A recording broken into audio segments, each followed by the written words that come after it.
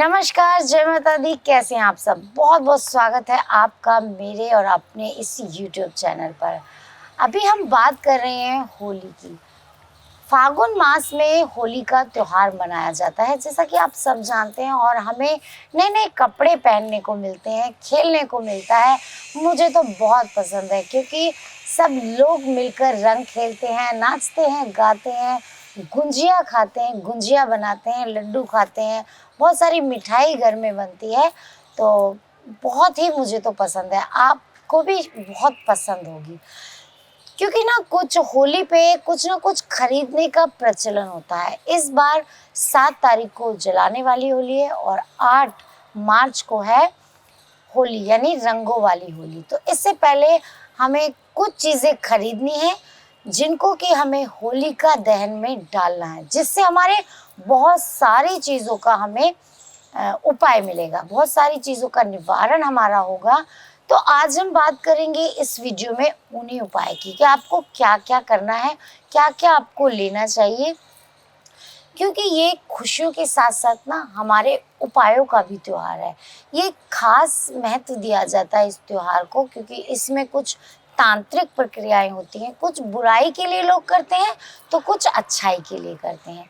अब क्योंकि इसमें हम खेलने जाते हैं, हम डांस करते हैं, नाचते हैं, गाते हैं, जैसे राधा कृष्ण अपनी होली मनाते थे, डांडिया खेलते थे, रंग गिराते थे, फूलों की होली खेलते थे। तो मुझे तो, और नए कपड़े पहनने को मिलते हैं, मुझे तो इसलिए पसंद है ये। तो मैं इसको बहुत अच्छे से एंजॉय करती हूँ और आप सबको भी करना चाहिए। अब हमें होलिका दहन से पहले 10 चीज़ें खरीदनी है, और वो 10 चीज़ें क्या हैं और वो हमें क्यों खरीदनी है, हमें उनका क्या करना है। सबसे पहले तो मैं आपको वो चीज़ें बताऊंगी और फिर उसके बारे में उनका महत्व के वो चीज़ें खरीदने से, हमें होलिका दहन में डालने से हमारे लिए क्या होगा। तो सबसे पहले हमें लेना है एक नारियल, कपूर, गेहूं की बाली, गोबर के कंडे जो छोटे छोटे आते हैं, उनमें छेद हुआ होता है और उसकी माला सी बना लेते हैं एक रस्सी में बांधकर, खील बताशे, सिंदूर, और उसके बाद है सुपारी। ये 10 चीज़ें आपको लेनी है। और क्यों लेनी है और इनका आपको क्या करना है, अब इस विषय में मैं आपको बताऊंगी, इस विषय में मैं आपसे बात करूंगी। तो चलिए बात करते हैं। सबसे पहले नारियल, एक पानी वाला नारियल लेना है। और अगर आपके घर में कोई व्यक्ति बीमार है तो उसके सर से 7 बार उतारिए, 7 बार एंटी क्लॉकवाइज उतारिए, घड़ी की दिशा जिधर होती है उसके उल्टी तरफ, और वो नारियल आपको होलिका दहन की अग्नि में डाल देना, जिससे जो वो रोगी है उसकी बीमारी ठीक होगी। तो नारियल इसलिए आपको लेना है। अगर आप पे कोई राहु की अंतर्दशा, महादशा आपको परेशान कर रही है, मन में टेंशन, डिप्रेशन रहता है, तो ये नारियल उसके लिए भी बहुत अच्छा है। यानी कि आपके राहु के जो दुष्परिणाम आपको मिल रहे थे, ये वीडियो बहुत ही इम्पोर्टेंट है, इसको ध्यान से सुनिएगा। राहु अगर आपकी कुंडली में खराब है या महादशा में खराब फल दे रहा है, आप इससे डरे नहीं। ये नारियल का उपाय आप होलिका दहन के लिए करिए तो ज़रूर इससे आपको राहु के अच्छे रिजल्ट मिलेंगे। तो 2 चीज़ों का आपको फ़ायदा होने वाला है, एक तो आपकी बीमारी ठीक होगी और दूसरा राहु के दुष्परिणामों से आपका बचाव होगा, उल्टा राहु के अच्छे रिजल्ट मिलेंगे। दूसरा, कपूर। कपूर मैंने बोला था कि कपूर आपको पहले ही खरीद लेना है। कपूर अगर आप उसमें डाल के जलाते हैं तो एक तो आपके पितृदोष शांत होते हैं। अगर आप होलिका दहन की अग्नि में ये डालते हैं तो आपके जो पितृदोष कुंडली में लगा होता है तो वो आपका ठीक होगा। जो पितृदोष के कारण आपको पैसे की प्रॉब्लम, जॉब में प्रॉब्लम, ये सारी प्रॉब्लम्स आ रही थी, ये ठीक होंगी।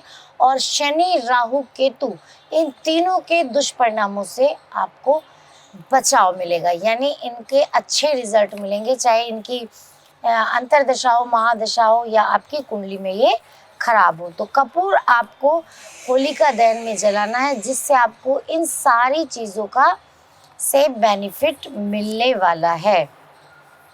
तो अब बात करते हैं गेहूं की बाली। आपने देखा होगा ज़्यादातर लोग इसको, कुछ लोग पहले से जानते हैं, और अगर आप लोग नहीं जानते तो मैं आज आपको बता दूं कि इस वक्त पर गेहूं पक जाते हैं, तो किसान जो है इस वजह से भी इस त्यौहार को मनाया जाता है। गांव में बहुत ज़्यादा फसल पकती है, पशु को साज सज्जा करते हैं, यानी पशुओं को भी होली का रंग लगाया जाता है, इसलिए ये त्यौहार ना बहुत अच्छा माना जाता है। तो जब होली के दौरान गेहूं की फसल पक जाती है, तो उस टाइम पे ये जो गेहूं की बाली है, इसको हम अग्नि में डालते हैं, जिससे कि हमारे आगे आने वाली जो फसल है वो अच्छी जाए और किसान के घर में भरमार रहे, क्योंकि किसान के घर में जब भरमार रहेगी तभी दूसरों तक भी अनाज पहुंचेगा। और हम जो ये गेहूं की बाली डालते हैं, इसका मतलब ये होता है कि हमने अपने देवताओं को ये अर्पित किया है। जो हमारी पहली फसल पकी है, तो वो हमने अपने देवताओं को, अग्निदेव को हम अर्पित ज़रूर करते हैं, जिससे हमारे घर में पूरे साल बरकत बनी रहती है। तो ये आप खरीद कर ज़रूर डालें, इससे आपके भी घर में, किसान के घर में नहीं, आपके भी घर में पूरे साल बरकत बनी रहेगी। अब बात करते हैं गोबर के कंडे।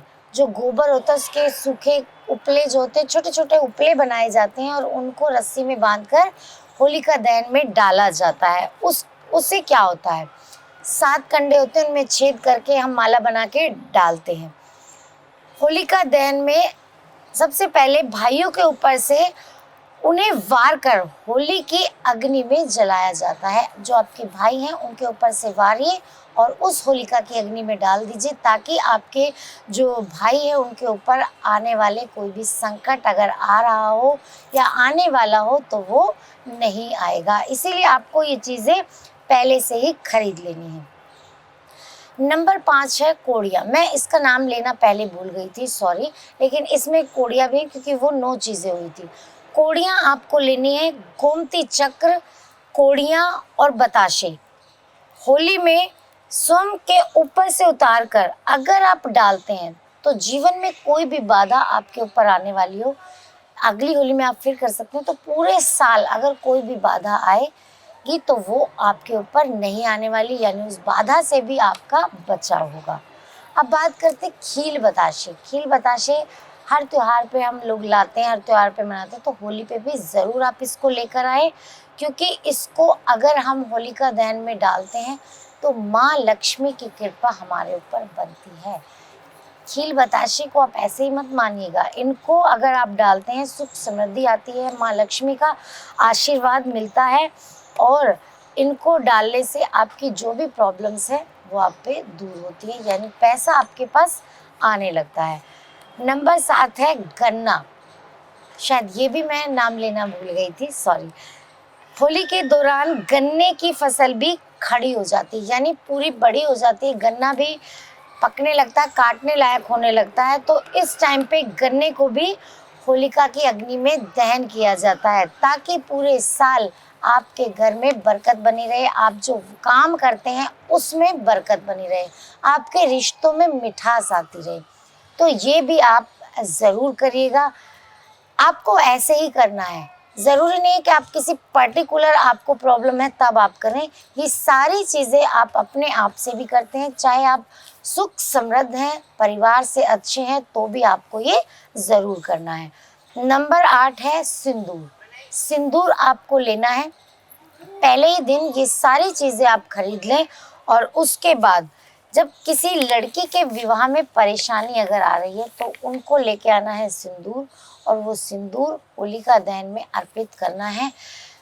क्योंकि जब सिंदूर अगर चुटकी भर लेके आप ऐसे उसमें अर्पित कर दें, जब आप सिंदूर अर्पित करेंगे तो आपके जो विवाह में बाधा आ रही होगी तो वो नहीं आएगी। उसके साथ ही साथ मटर चना भी होलिका दहन में अर्पित करना है आपको सिंदूर के साथ। आपने देखा होगा मटर चना आते हैं, वो भी आप खरीदिएगा और उनको भी सिंदूर के साथ अर्पित करिएगा, ताकि आपकी बच्ची के या आपकी शादी में आ रही बाधा समाप्त हो जाए। ये बहुत ज़रूरी होता है। अगर आपको ये प्रॉब्लम चल रही है तो होली पे अगर आप ये करते हैं तो इस प्रॉब्लम का आप सामना नहीं करेंगे। नंबर 10 है सुपारी। सुपारी आप पहले ही खरीद लें। अब आप ध्यान से सुनिएगा, ये उपाय बहुत ज़रूरी है। एक काले कपड़े में काले तिल लें, 7 लौंग लें, 3 सुपारी 50 ग्राम सरसों और थोड़ी सी मिट्टी लेकर उसकी एक पोटली बना लें। फिर उसको खुद के ऊपर से आप 7 बार उतारिए और होलिका अग्नि में सुहा कर दीजिए। इससे जो आपके ऊपर बुरी नज़र थी, आपके ऊपर नेगेटिविटी थी, वो समाप्त हो जाएगी। तो ये थी वो 10 चीज़ें। कोई प्रॉब्लम आ रही है या नहीं आ रही है, आप ये ज़रूर करेगा, क्योंकि अगर हम ऐसा करते हैं तो अगर आ भी रही होगी प्रॉब्लम तो वो आपको नहीं आएगी। ये सारे उपाय इसलिए ज़रूरी होते हैं कि हमारे घर में पूरा साल बरकत बनी रहे, हम बीमार ना हो, हमारी शादी में प्रॉब्लम ना आए। है बहुत छोटी छोटी चीज़ें, लेकिन हमारे हिंदू धर्म के रिचुअल्स हैं ना, बहुत ही अच्छे हैं और बहुत मज़ा आता है इनको करने में, बहुत अच्छा लगता है, बहुत खुशी मिलती है जब हम होलिका की अग्नि में हम परिक्रमा करते हैं, जब हम उसका फेरा लगाते हैं तो बहुत अच्छा लगता है। उससे पहले हम खेलते कूदते हैं, नाचते गाते हैं, बहुत अच्छा लगता है। होली का त्यौहार तो हम सबको ही पसंद होगा, आई थिंक कि आपको भी बहुत ज़्यादा पसंद होगा। तो सारे लोग आप इसको खुशियों से मनाइए, आप सबके जीवन में बहुत सारी खुशियाँ आएँ।